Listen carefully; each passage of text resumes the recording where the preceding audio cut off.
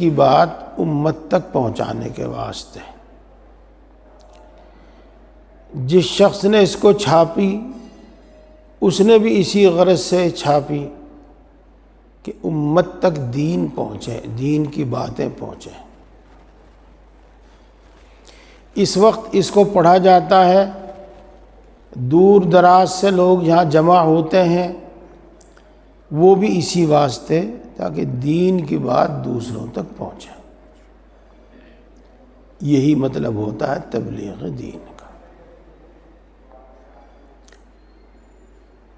دوستو، اس میں 40 باتیں بیان کی گئی ہیں، اس لیے اس کا اصل نام 40 ہے۔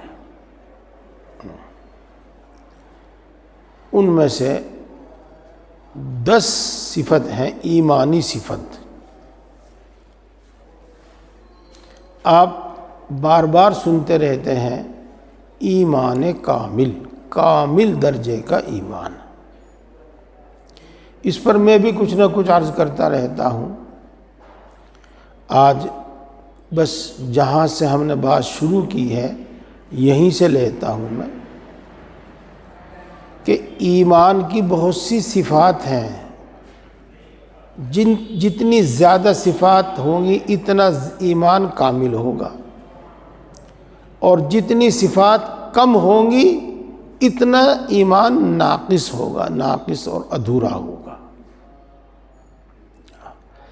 ایمانی صفات جتنی ہمارے اندر ہوں گی اعمال پر اتنی ہی زیادہ پابندی ہوگی،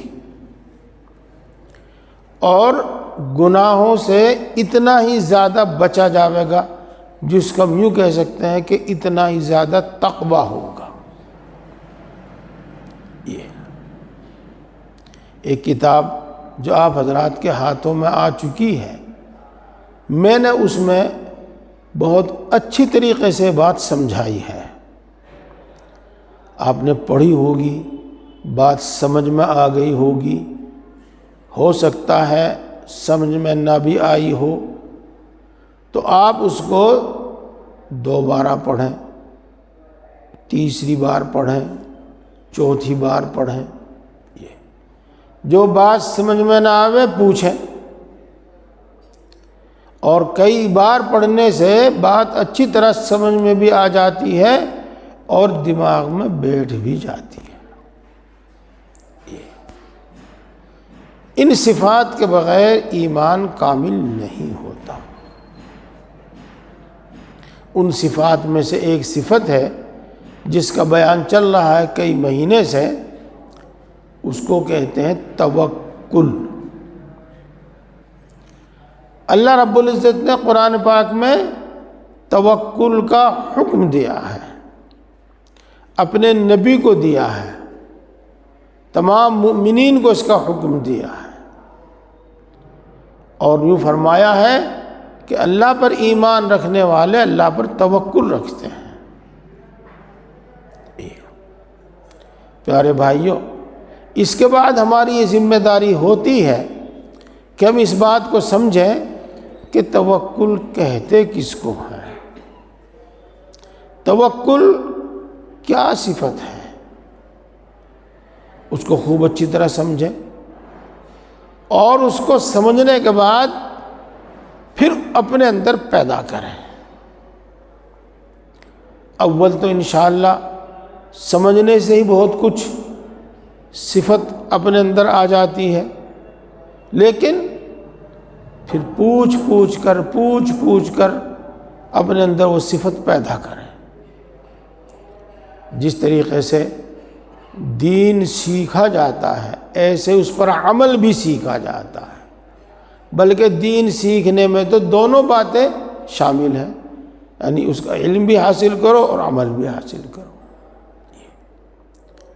توکل کے بارے میں بتایا گیا تھا کہ توکل کا معنی ہے اللہ پر بھروسہ رکھنا، اور ہر حال میں اللہ پر بھروسہ رکھنا۔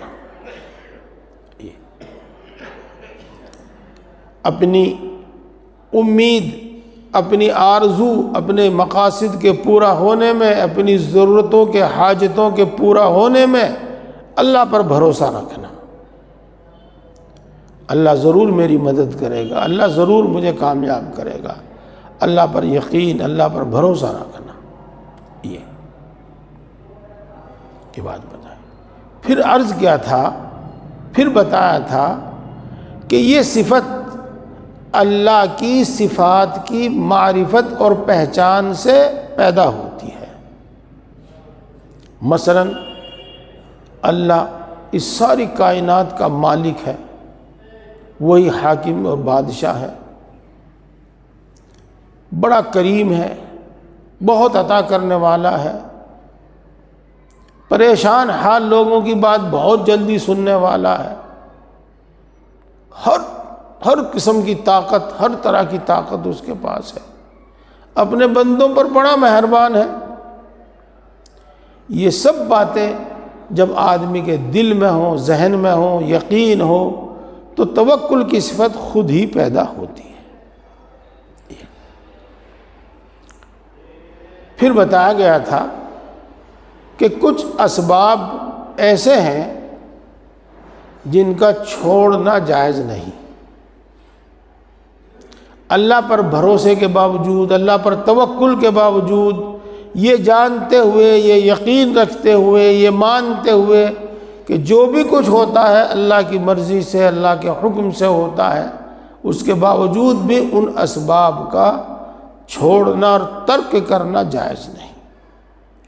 مثال کے طور پر کوئی آدمی کھانا پینا چھوڑ دے، یہ اس کے واسطے جائز نہیں۔ مثال کے طور پر کوئی شخص زہر کھا لے، یہ اس کے واسطے جائز نہیں۔ مثال کے طور پر کوئی شخص پھانسی پر لٹک جاوے، یہ اس کے واسطے جائز نہیں۔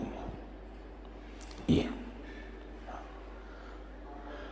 کچھ اسباب ایسے ہیں جن سے کبھی مطلب حاصل ہوتا ہے، مقصد حاصل ہوتا ہے، اور کبھی نہیں بھی ہوتا۔ یہ جیسے کہ دوائی کھاتے ہیں، کبھی شفا نصیب ہوتی ہے اور کبھی نہیں بھی ہوتی۔ آدمی اپنے کاروبار روزگار کے لیے بہت سے کام کرتا ہے، ان میں کبھی کامیابی ملتی بھی ہے، کبھی نہیں بھی ملتی۔ یہ تو ان اسباب کی کچھ خاص حالت میں، کچھ خاص لوگوں کے لیے چھوڑنے کی اجازت ہے، ورنہ ان اسباب کو بھی اختیار کرنا چاہیے، اور ان اسباب کے اختیار کرنا، ان اسباب کا اختیار کرنا توکل کے خلاف نہیں ہے۔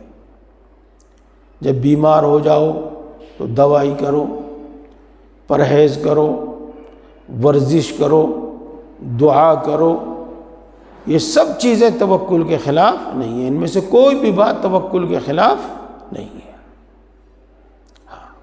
اس واسطے کہ ہمارا یقین یہ ہے کہ ہم دوائی بھی اگر کھا لیں، پرہیز بھی کریں، ورزش بھی کریں، کچھ بھی کریں، اگر اللہ کو شفا منظور نہیں ہوگی تو نہیں ملے گی۔ ان چیزوں میں شفا نہیں ہے، شفا تو اللہ کے حکم میں ہے۔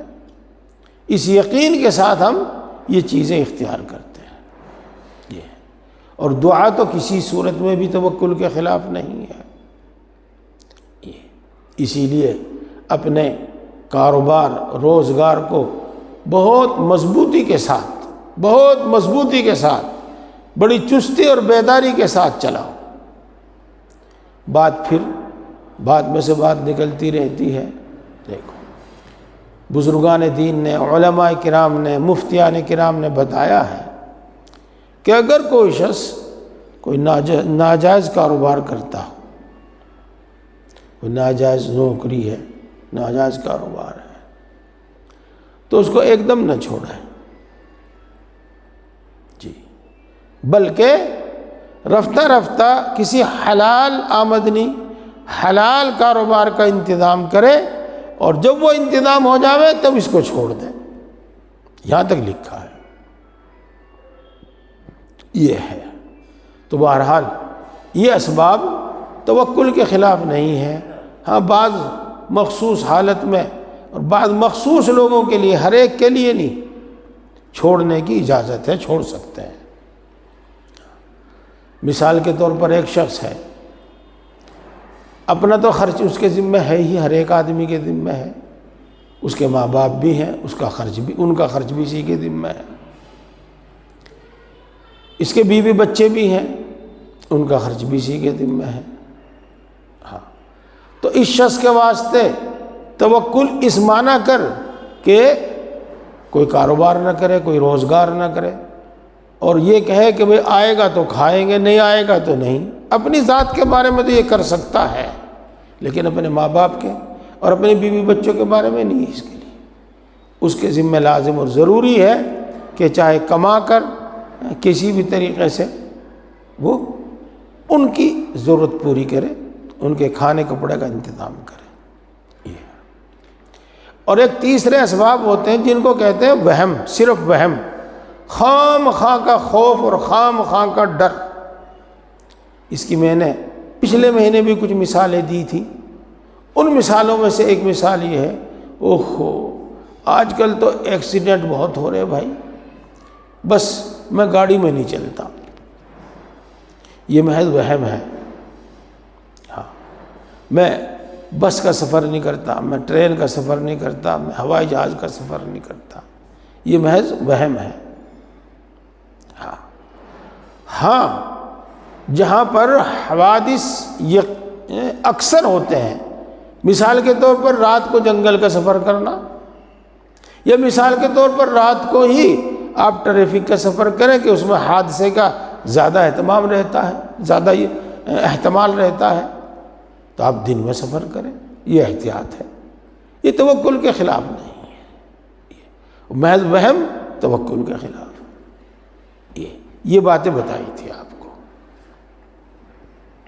اور یہ اچھی طرح آپ کی سمجھ میں آ گئی ہوں گی، کیونکہ غالباً یہ تیسرا مہینہ ہے جس میں یہ بات میں ہر مہینے بتا رہا ہوں۔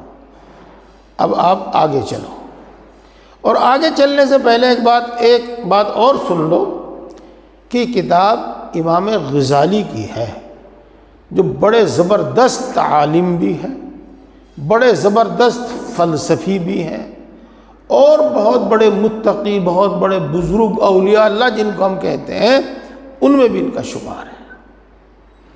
اب وہ سنو، سال بھر سے زیادہ کا معاش کا انتظام اہل و عیال کے لیے کرنا بھی توکل کے خلاف نہیں ہے۔ نہیں، میں نے الٹا پڑھ دیا میں نے۔ سال بھر سے زیادہ معاش کا انتظام اہل و عیال کا بھی خلاف توکل ہے، یہ ہے خلاف توکل ہے۔ بتا دوں گا انشاءاللہ۔ جو بات میں نے پہلے کہی تھی وہ بھی ٹھیک ہے، وہ بھی آئے گی اس میں۔ اب تو میں آپ کو یہ بتاؤں جو اس کتاب میں لکھا ہے وہی بتاؤں۔ اللہ تبارک و تعالیٰ نے ساری دنیا میں تقریباً 3 فصلیں رکھی ہیں، 3 موسم رکھے ہیں، اور موسموں کے لحاظ سے ہر سال وہ چیزیں پیدا ہوتی ہیں۔ اپنے موسم میں چاول پیدا ہوتا ہے، اپنے موسم میں چنا پیدا ہوتا ہے، اپنے موسم میں گیہوں پیدا ہوتا ہے، اپنے موسم میں پھل پیدا ہوتے ہیں، اور دوسری جو بھی چیزیں زمین سے پیدا ہونے والی ہیں وہ سب اپنے موسم میں پیدا ہوتی ہیں۔ یہ ہے تو اللہ تبارک و تعالیٰ ایک سال میں نیا رزق دے دیتا ہے۔ بات سمجھ میں آئی بھائی؟ ایک سال میں نیا رزق دے دیتا ہے۔ تو اگر کوئی شخص ایک سال کے لیے مثلاً چاول کا انتظام کر رکھے تو یہ توکل کے خلاف نہیں ہے۔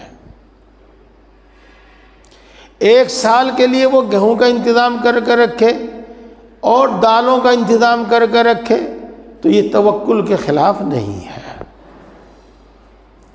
ایک سال سے زیادہ کا کرے تو یہ بعض حالات میں تو درست ہے، لیکن عام حالات میں یہ توکل کے خلاف ہے۔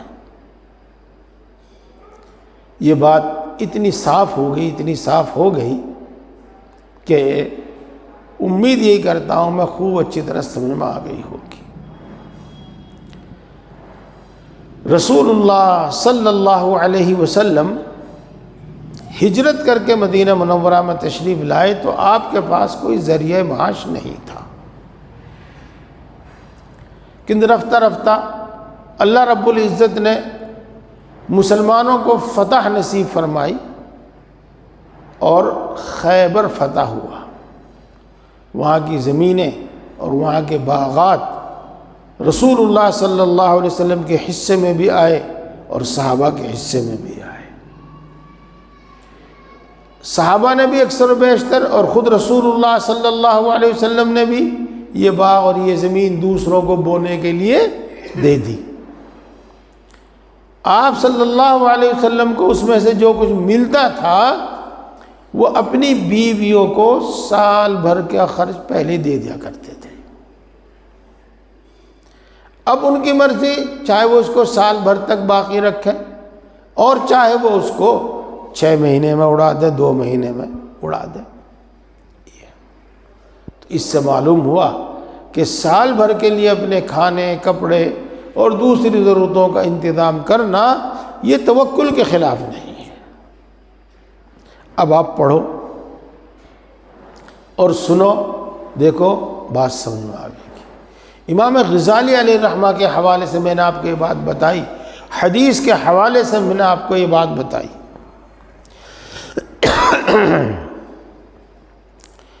دوسری صورت یعنی آئندہ کے نفع کی کوشش کرنا ہے، جس کو ہم تدبیر کہتے ہیں، اور من جملہ اسباب اور تدابیر کے اپنے گھر میں اناج جمع کر لینا، آئندہ کے لیے ذخیرہ رکھنا بھی ہے۔ لیکن اگر متوکل کو مال عطا ہو، جو شخص اللہ پر توکل رکھتا ہے اور اس کو مال ملے، اپنی محنت سے، مزدوری سے، اپنی تجارت سے یا کسی بھی حلال ذریعے سے مال ملے، اور وہ سال بھر سے زیادہ کے لیے ذخیرہ جمع کرے، تو یہ توکل کے خلاف ہے۔ اور اگر ایک دن کی خوراک رکھ کے باقی سب بانٹ دے تو توکل میں کامل سمجھا جائے گا۔ اور اگر 40 دن کا انتظام کرے تو اس میں اختلاف ہے۔ بعض دوسرے نیک لوگوں نے اس کو خلاف توکل نہیں سمجھا ہے، بعض دوسرے لوگوں نے، نیک لوگوں نے اس کو خلاف توکل نہیں سمجھا ہے۔ اب سمجھو بات، کچھ لوگ تو ایسے ہیں کہ وہ صرف ایک دن کی روزی اپنے پاس رکھتے ہیں، اس سے زیادہ نہیں رکھتے، اور اس سے زیادہ رکھنے کو وہ توکل کے خلاف سمجھتے ہیں۔ اور کچھ لوگ ایسے ہیں صلحاء میں، اولیاء اللہ میں، کہ وہ 40 دن تک کی روزی اپنے پاس رکھنے کو توکل کے خلاف نہیں سمجھتے، اس سے زیادہ کی انتظام کرنے کو وہ توکل کے خلاف سمجھتے ہیں۔ دوبارہ سنو اس کو، اگر متوکل کو مال عطا ہو اور وہ سال بھر سے زیادہ کے لیے ذخیرہ جمع کرے تو توکل جاتا رہا، یہ توکل کے خلاف ہے۔ اور اگر ایک دن کی خوراک رکھ کر باقی سب بانٹ دے تو توکل میں کامل سمجھا جائے گا۔ اور اگر 40 دن کا انتظام کرے تو اس میں اختلاف ہے۔ بعض دوسرے صلحاء نے اس کو خلاف توکل نہیں سمجھا ہے۔ ان الفاظ سے بات آپ کی سمجھ میں آئی ہو یا نہ آئی ہو، لیکن میں نے آپ کو بات بتا دی، اور چونکہ سمجھنا سمجھانا مقصود ہے تو میں ایک بار آپ کو پھر بتاتا ہوں۔ کامل میں توکل والے، مضبوط دل والے، وہ تو ایک دن کی خوراک رکھ کے باقی کو تقسیم کر دیتے ہیں، اپنے پاس نہیں رکھتے۔ اور نیک لوگوں میں، متوکل لوگوں میں اور کامل توکل کے لوگوں میں ہی ایسے بھی ہیں جو 40 دن کی خوراک اپنے پاس رکھتے ہیں اور اس کو توکل کے خلاف نہیں سمجھتے۔ اب آگے چلتے ہیں۔ جو بات میں نے آپ کو شروع میں بتائی تھی، جو انہوں نے عنوان قائم کیا تھا، اس کے متعلق سنیے۔ البتہ اگر کوئی شخص عیال دار ہو، بال بچے ہوں، جن کا خرچ اس کے ذمہ ہو، اس کو عیال کہتے ہیں۔ ماں باپ کا خرچ، بیوی بچوں کا خرچ، بعض صورتوں میں بہن بھائیوں کا خرچ، اور دوسرا بھی کسی کا ہو سکتا ہے۔ البتہ اگر کوئی شخص عیال دار ہو تو جن کا نان نفقہ، جن کا خرچ اس کے ذمہ ضروری ہے، ان کے لیے سال بھر کا ذخیرہ جمع کر لینا توکل کے خلاف نہیں ہے۔ جی ہاں، وہ پہلی بات اپنی ذات کے لیے تھی، اور یہ دوسری بات جب اپنے متعلقین بھی ہوں۔ البتہ اگر کوئی شخص عیال دار ہو تو جن متعلقین کا نان نفقہ خرچہ اس کے ذمہ ضروری ہے، ان کے لیے سال بھر کا ذخیرہ جمع کر لینا توکل کے خلاف نہیں ہے۔ ایسا تو رسول مقبول صلی اللہ علیہ وسلم نے بھی کیا ہے کہ ازواج مطہرات کو سال بھر کا نفقہ مرحمت فرما دیا کرتے تھے۔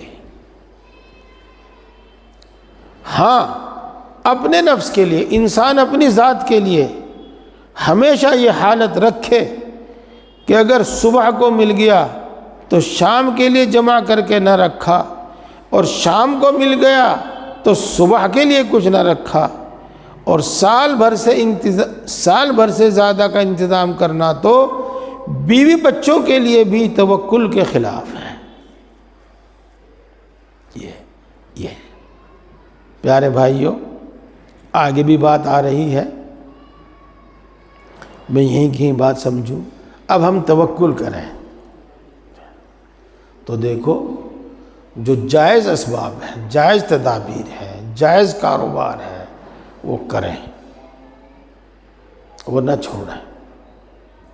یہ اور سال بھر کے لیے انتظام کر کے رکھ لو، اللہ رب العزت دے تو، اور یہ توکل کے خلاف نہیں ہے۔ جن لوگوں کی تنخواہ آتی ہے ماہانہ، وہ اپنے ایک مہینے کے لیے انتظام کر کے رکھ لیں تو یہ توکل کے خلاف نہیں ہے۔ اور ہم کمزور لوگوں کے واسطے یہی مناسب ہے، ہم کمزور دل لوگوں کے واسطے یہی مناسب ہے۔ جی ہاں، کیونکہ اول تو دوسرے وقت کا انتظام یہ لمبی امید کرنے میں آتا ہے، زندگی کا بھروسہ گھنٹے بھر کا بھی نہیں ہے، پھر دوسری بھوک کے لیے جمع کرنا کیسا صحیح ہو سکتا ہے؟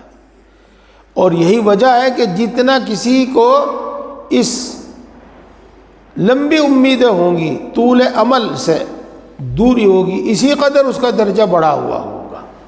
یہ پہلے زمانے میں نہیں بلکہ آج سے 30-40 سال پہلے یہ اردو عام طور سے سب لوگ سمجھتے تھے۔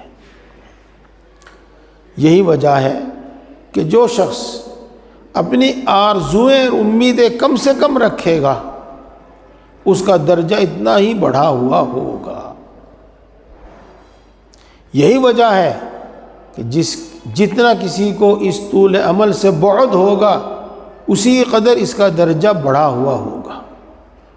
مگر چونکہ اللہ تعالیٰ کی عادت جاریہ یوں قرار پائی ہے کہ ہر سال اپنی مخلوق کے لیے نیا رزق اور نیا دانہ مرحمت فرماتا ہے، لہذا ایک عطا سے لے کر دوسری عطا کے وقت تک کے لیے ذخیرہ فراہم رکھنے کی بضرورت عیال داری گنجائش نکل آئی کہ کمزور لوگوں کا ساتھ ہے، کہیں پریشانی لاحق نہ ہو جائے۔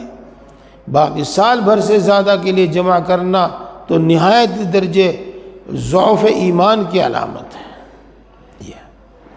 البتہ گھریلو سامان یعنی برتن،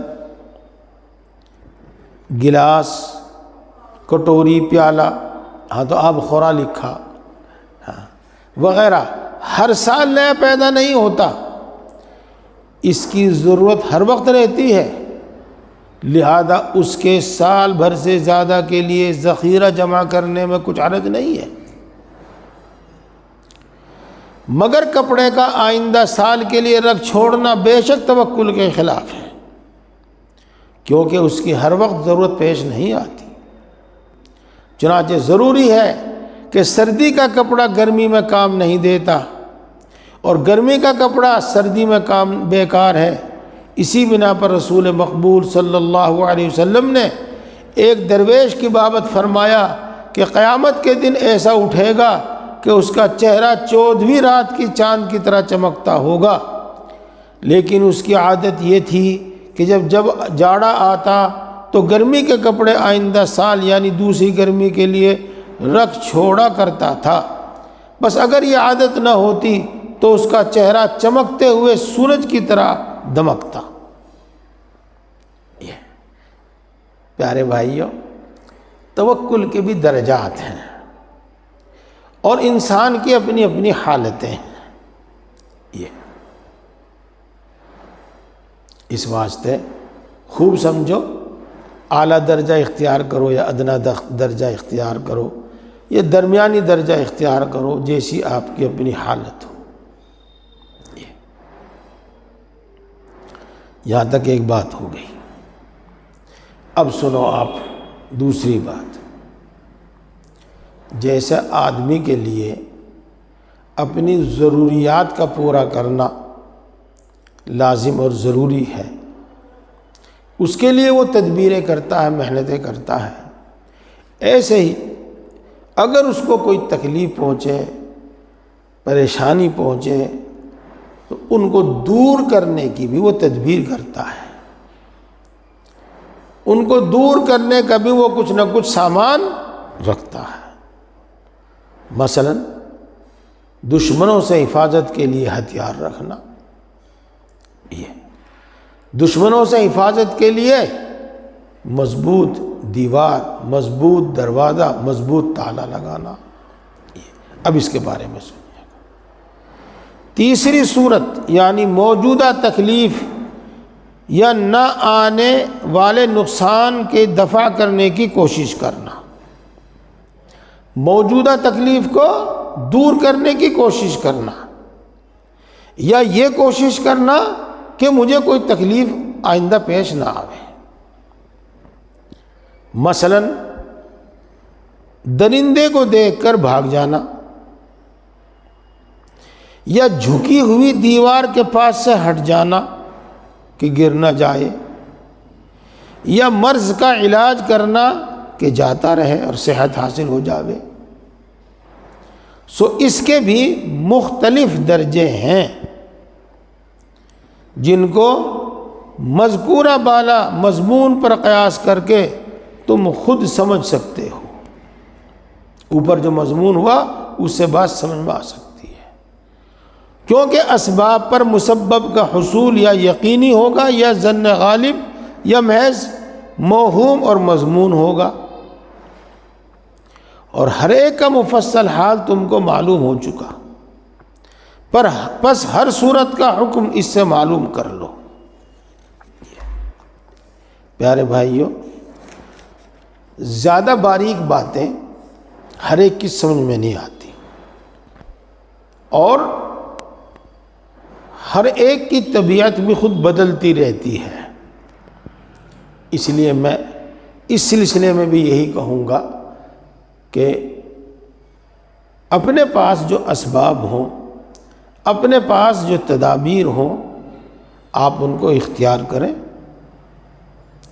اور محض وہم میں مبتلا نہ ہوں، اور جو اللہ نے اسباب مقرر کیے ہیں، مثلا بیماری کے واسطے دوائی، علاج، پرہیز، دشمنوں سے حفاظت کے واسطے ہتھیار، مضبوط تالا، مضبوط مکان، پہرے دار، جاگنا، تو یہ سب توکل کے خلاف نہیں ہے، بلکہ یہ ہمیں سب کرنا چاہیے۔ ہاں، محض وہم کی وجہ سے، وہم اس میں آدمی مبتلا نہ ہو۔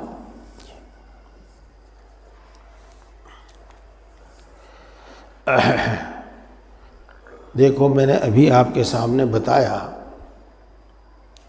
کہ آدمی الگ الگ ہیں، پھر آدمی کی اپنی سوچ بھی عمر کے ساتھ ساتھ الگ الگ ہوتی رہتی ہے، ہر ایک کے واسطے حکم الگ ہے۔ اب آگے یوں کہتے ہیں، جو دل کے کمزور ہوں ان کو اتنی زیادہ حرص نہیں کرنی چاہیے۔ جن لوگوں کی نظر دور تک جاتی ہے اور جن لوگوں کا دل مضبوط ہے اور جن لوگوں کا یقین بڑھا ہوا ہے اور جن لوگوں کا بھروسہ بہت مضبوط اور قوی ہے، ان کو تو یہی مناسب ہے کہ اگلے دن کا بھی ذخیرہ جمع نہ کریں۔ البتہ کمزور دل والوں کے واسطے مناسب نہیں کہ وہ اس کی حرص کریں، بلکہ ایسی حالت ہو کہ ذخیرہ فراہم نہ کرنے سے قلب کی پریشانی کا اندیشہ ہو، تو ایسے شخص کے لیے اس توکل کو چھوڑ دینا چاہیے۔ کون سے توکل کو؟ جس میں اسباب اور ذخیرہ جمع نہ رکھے، یہ، اور اس کو چاہیے ذخیرہ مہیا کرنا ضروری ہے تاکہ دل کو فراغ اور سکون حاصل ہو اور عبادت صحیح ہو سکے، کیونکہ طبیعت کے فکر اور انتشار میں جس نقصان کا اندیشہ ہے اس کی اصلاح سب پر مقدم ہے۔ میں اس بات کو پھر دوسرے الفاظ میں کہہ دوں گا انشاءاللہ۔ پہلے ایک قصہ اس سے پہلے بھی میں نے آپ کو سنایا تھا، وہ سن لو آپ۔ ایک بزرگ تھے اور ان کا عمل یہ تھا کہ وہ اگلے وقت کے لیے کھانے کا انتظام نہیں کرتے تھے، اٹھا کر نہیں رکھتے تھے، لیکن ان کے دل میں قسم قسم کے وسوسے، خیالات، پریشانیاں آتی رہتی تھی، شیطان ڈالتا رہتا تھا۔ خاص طور سے جب وہ نماز پڑھتے تھے تو ادھر ادھر کے خیالات ان کے دل میں آنے لگتے تھے، شیطان ادھر ادھر کے خیالات دل میں ڈالنے لگتا تھا۔ انہوں نے اللہ سے دعا کی کہ اے اللہ، تو مجھے ایک وقت کا کھانا پہلے دے دیا کر۔ اللہ رب العزت نے ایسا ہی انتظام فرما دیا۔ چنانچہ یوں سمجھ لو آپ کہ شام کا کھانا ان کو دوپہر کو ہی مل جاتا تھا۔ اب جب شیطان یا نفس وسوسے ڈالتا کہ شام کو کہاں سے کھاؤ گے، کہاں سے آئے گا، تو وہ ایک جملے میں سارا قصہ ختم کر دیتے تھے کہ حجرے میں رکھا وہاں سے کھاؤں گا۔ یہ تو کمزور دل لوگوں کو اپنے پاس ذخیرہ رکھنا چاہیے، یہ توکل کے خلاف نہیں ہے۔ میں پھر دوبارہ پڑھتا ہوں تاکہ آپ کو خوب اچھی طرح سمجھ میں آ جائے۔ جن لوگوں کی نظر بہت دور تک ہے، نظر وسیع ہے، دل مضبوط ہے، یقین بڑھا ہوا ہے، بھروسہ قوی ہے، مضبوط ہے، ان کو تو یہی مناسب ہے کہ اگلے دن کے لیے بھی ذخیرہ نہ کریں۔ اور جو دل کے کمزور ہیں ان کو مناسب نہیں کہ وہ اس کی حرص کریں۔ کس کی؟ کہ اگلے دن کے لیے ذخیرہ ہی نہ رکھیں، بلکہ ایسی حالت ہو کہ ذخیرہ فراہم، اگر ایسی حالت ہو کہ ذخیرہ فراہم نہ کرنے سے دل کو پریشانی کا اندیشہ ہو، تو ایسے شخص کے لیے ایسا توکل کرنا مناسب نہیں ہے، چھوڑ دینا چاہیے اس کو۔ کیسا؟ کہ کل کے لیے ذخیرہ نہ کرے۔ اس کے لیے مناسب ہے کہ وہ ذخیرہ مہیا کرے تاکہ دل کو فراغ اور سکون حاصل ہو اور عبادت صحیح طریقے سے ہو سکے۔ کیونکہ طبیعت کی فکر اور طبیعت کے انتشار سے جس نقصان کا اندیشہ ہے اس کو دور کرنا ضروری ہے۔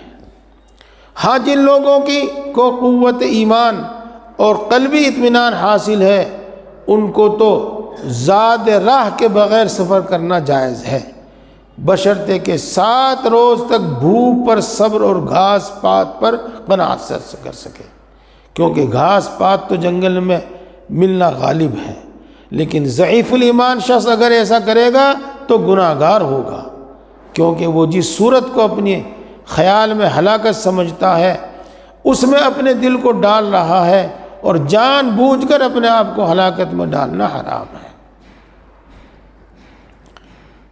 بات پوری ہوگی۔ اللہ تعالیٰ سے خرق عادت عبادت کی طلب قوی الایمان کو بھی جائز نہیں۔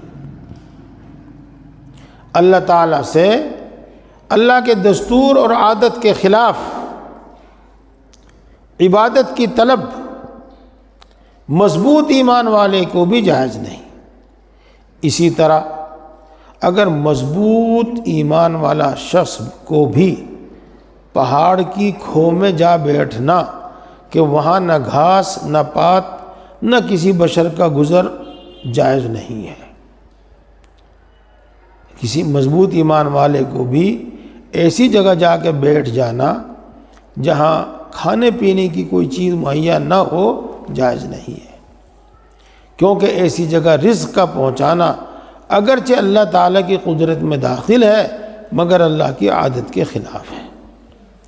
اسی لیے اگر کسی شخص کو ایسی جگہ رزق ملا ہے تو وہ اس کی کرامت کہلاتی ہے، اور چونکہ بندے کو مناسب نہیں ہے کہ اپنے آقا کی عادت کے خلاف اس سے مطالبہ کرے، لہذا یہ صورت مضبوط ایمان والے کے لیے بھی جائز نہیں ہے۔ جنگل میں تو توشہ لیے بغیر سفر کرنا اس وجہ سے جائز تھا کہ اللہ کی عادت یوں جاری ہے کہ جنگل گھاس سے خالی نہ ہو، نیز آدمیوں کا بھی وہاں اکثر گزر ہوتا رہتا ہے کہ جب قوت ایمان حاصل ہے تو ایسی صورت میں ہلاکت غالب نہیں، لہذا معصیت بھی نہیں، مگر ویران اور سوکھے پہاڑوں کی کھو میں بیٹھنا تو عادت اللہ کو توڑنے کی خواہش کرنا ہے، اور یہ جائز نہیں ہے۔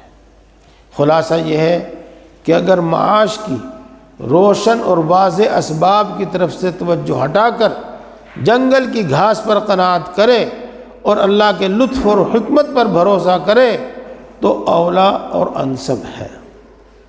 یہ سب باتیں آپ کے سامنے آ گئی، اور میں اس کا ان سب کا حاصل اور خلاصہ میں نے آپ کے سامنے رکھ دیا جو ہمارے بزرگ ہمارے اکابرین بتاتے ہیں۔